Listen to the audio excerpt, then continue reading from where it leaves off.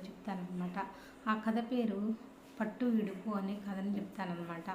అనగా అనగా ఒక గ్రామంలో వెంకయ్య అనే ఒక యువకుడు ఉండేవాడు.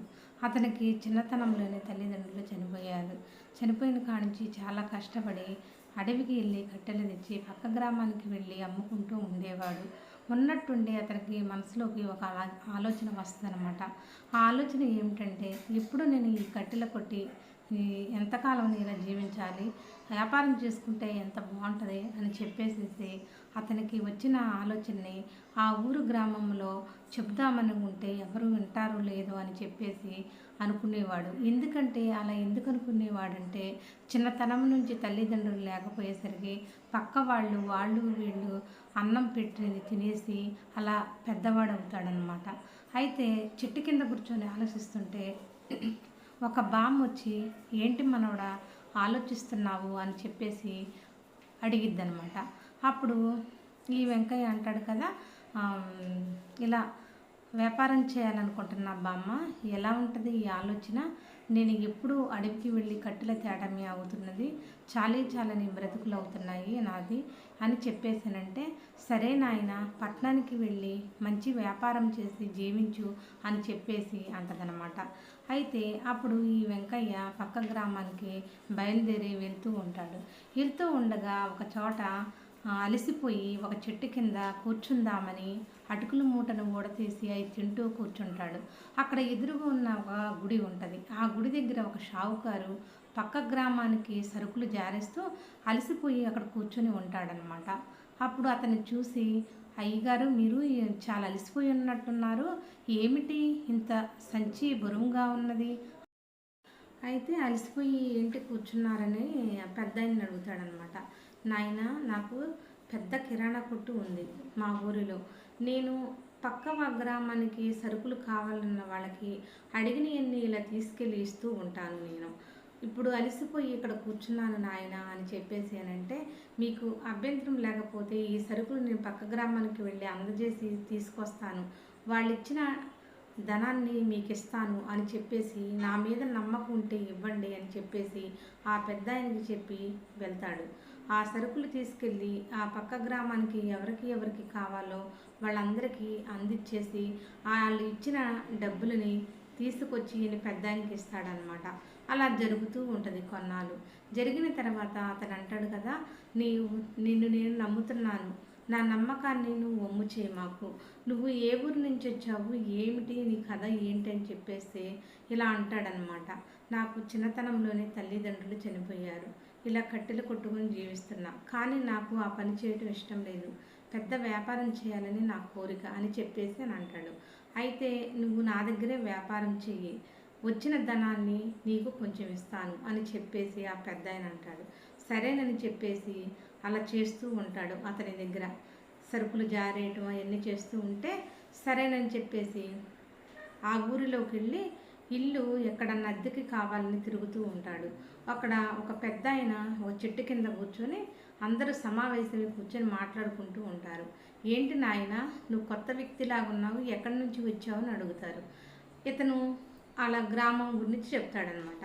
నాకు ఒక ఇల్లు కావాలి, నేను పలానా వెంకటాద్రి ఇంట్లో కొట్టులో పనిచేస్తున్నాను, నాకు ఇల్లు కావాలి అని అంటే, అతనెందుకు నాకు తెలియదు నాయన, వీరయ్య అనే వ్యక్తి ఉన్నాడు, వాళ్ళ ఇంట్లో ఇద్దరు భార్య అక్కడికి వెళ్ళు, ఇల్లు అద్దెకి అడిగితే ఇస్తారు, వాళ్ళది ఒక పోర్షన్ ఖాళీగా ఉందని చెప్తారనమాట.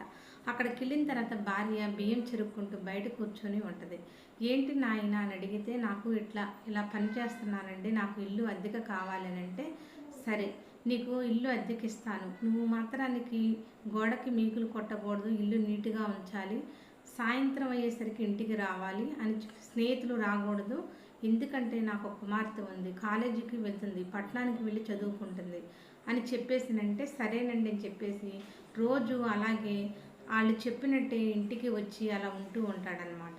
ఉన్న తర్వాత అక్కడ ఇచ్చిన షావుకారు ఇంట్లో ఆ కిరాణా కొట్టులో ఆ వచ్చిన ధనం ఇతనికి సరిపోదు. ఈ వెంకయ్యకి సరిపోకపోయేసరికి సాలిని జీవితం అయింది. ఏం చేయాలరా అని అర్థం కాదు. అయ్యేసరికి ఇక్కడ అద్దెకిచ్చిన ఆవిడ అంటది కదా భర్తతో, ఏవండి, మన ఇంట్లో వెంకయ్య అద్దెకి వచ్చాడు, అతన్ని చాలీ జీతంతో చాలా బాధపడుతున్నాడు. మనం ఏం చేద్దామంటే కాస్త సాయం చేద్దామా అని భర్తని అడిగిందనమాట. భార్య అంటాడు, అతను కష్టపడి పైకి రావాలని అనుకుంటున్నాడు. ఈలోగా నువ్వు సాయం చేస్తావు.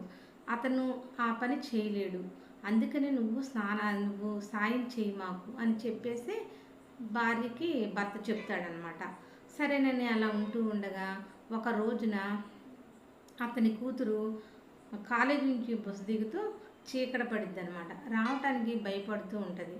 ఆ ఆ అటు వెళ్ళే దారిలోనే ఈ వెంకయ్య కూడా వెళ్తూ ఉంటాడు. ఏమిటండి ఎక్కడ ఉన్నారు కవిత అని అడిగితే, ఇలా కాలేజీలో లేట్ అయింది, స్పెషల్ క్లాసులు పెట్టేసరికి బస్సు వచ్చేసరికి లేట్ అయిందని చెప్పేసి అన్న తర్వాత, సరే నిన్నింటికి నేను తీసుకెళ్తాను రమ్మని ధైర్యం చెప్తాడనమాట కవితకి. అలా చెప్పిన తర్వాత ఇంటికి తీసుకొచ్చిన తర్వాత ఈ కుర్రవాడు చాలా మంచివాడు కదండి అని ఇద్దరు భార్యాభర్త చెప్పుకుంటూ ఉంటారనమాట. అలా ఉంటూ ఉండగా కొన్ని రోజులు అయిన తర్వాత ఈ వెంకయ్యకి బాగా జ్వరం వస్తుందన్నమాట. ఇంటిలో పడుకొని బాగా మూలుగుతూ ఉంటాడు. ఇక్కడ ఆవిడ ఏం చేస్తుందంటే బియ్యం చెరుక్కుంటూ ఎక్కడో మూలిగినట్టు వినిపిస్తుంది అని చెప్పేసి అనుకుంటూ ఉంటుందన్నమాట. సరేనని చూస్తే పక్క రూమ్కి వెళ్తే వెంకయ్య మూలుగుతూ ఉంటాడనమాట. ఏంటి వెంకయ్య మూలుగుతున్నావు అని అంటే, నాకు బాగా జ్వరం వచ్చిందండి, మరి నీ ఏమైనా తిన్నావా అంటే, నేనేమీ తినలేదండి అని చెప్పేసి అని అంటాడనమాట. అన్న తర్వాత మరి హాస్పిటల్కి వెళ్ళి చూయించుకోవచ్చు కదా వైద్యుడి దగ్గరికి అంటే, నా దగ్గర ధనం లేదు అని అంటాడనమాట. అనేసరికి ఈమెకి బాధేసిద్ది. సాయం చేద్దాం అనుకునేసరికి భర్త మాటలు గుర్తుకొస్తాయి. మనం సాయం చేస్తే ఇతను ఎదగలేడని చెప్పాడు కదా, అలా సాయం మనం చేయకూడదు అనుకుంటా అని చెప్పేసి యథావిధిగా వెళ్ళి ఆమె వంట చేసుకొని అలా ఉంటూ ఉంటుందన్నమాట. ఒక రోజున ఆ వెంకయ్యకి బాగా జ్వరం ఇంకా ఎక్కువైపోద్ది అనమాట.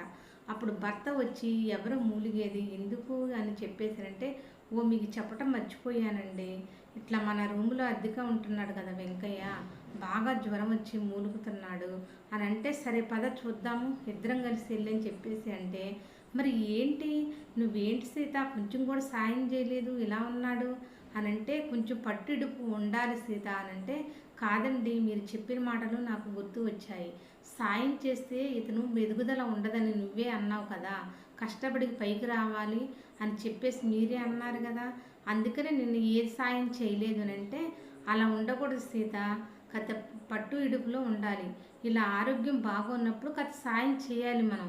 నేను అప్పుడు చెప్పింది ఏంటనుకున్నావు, అతను మంచిగా ఉన్నప్పుడు ఆయన కష్టపడి పైకి రావాలి